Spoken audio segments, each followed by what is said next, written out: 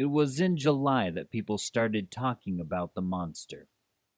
At first, the talk was like a whisper. "There's a monster in the sea. They say it can attack even our biggest ships.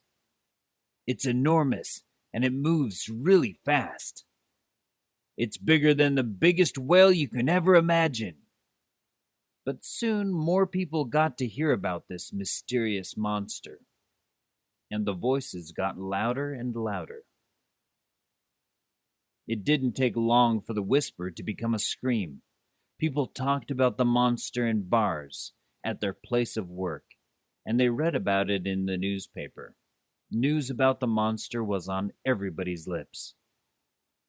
And then the science became interested in this mystery too. As a scientist who has spent most of his life studying the creatures of the sea, I was fascinated by the appearance of this strange creature. Was it a monster? Or could there be a more natural explanation? The talk continued, and got louder and louder for the rest of the year. Reports were coming in constantly. One day I heard that a Canadian ship had crashed into it. At first, the crew thought it was a rock, but there was no rock on the map, and they were passing through a stretch of water they knew well. It had to be the monster. 3 weeks later, passengers on a ship called the Scotia were having breakfast when they heard a loud crash. Voices could be heard from below. "We're sinking! We're going down!" Thanks to the skills of the captain, they didn't go down. They made it to a port. Engineers examined the ship and could not believe what they saw. The ship had an enormous hole in it, a hole that could only have been made by an enormous creature. By now, everyone was talking about the monster. Every time something went wrong at sea, people just knew what was responsible. The monster. "The monster must die," was the response. "The sea is no longer safe." I examined these reports very carefully. There was some mystery behind them, of that I was sure. But I study nature. It is my life. And I knew that a natural explanation could be found. But how? The ocean is full of mysteries. There is so much that we still need to discover.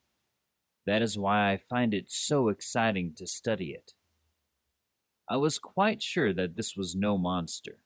I was also sure that some kind of creature was hiding in the ocean, a large creature, perhaps larger than the largest creature we had ever seen. It certainly was fast, and it had enormous power. But public opinion had already decided. This was nothing natural. This was a monster. The world waited for the monster to make its next appearance. What would happen next? The answer to this question was nothing.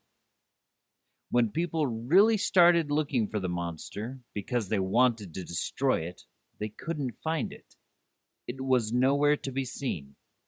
For 2 months, nobody reported seeing the monster. It was as if it had disappeared under the sea forever. The last reported incident involving the monster had come from the North Pole.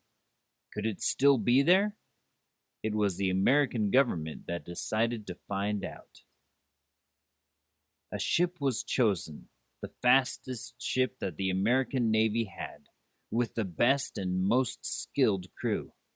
The Abraham Lincoln was made ready to find and destroy the monster. Just before the ship set off, I received a letter. It was from the American government. They wanted me to be a part of the expedition. How could I refuse such an opportunity?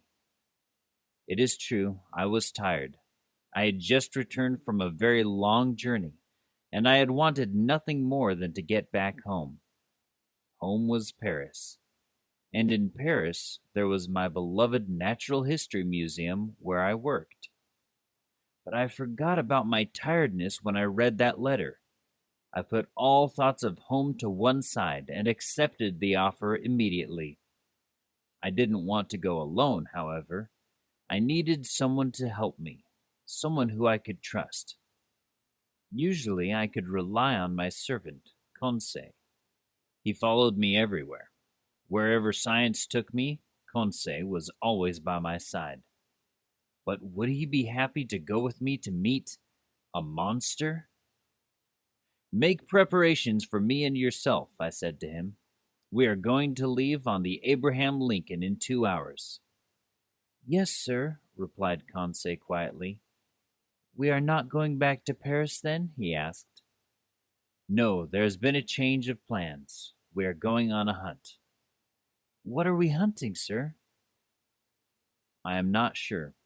It is either an incredible sea creature or a monster. Nobody has ever seen it, and if we are successful, we will be the first.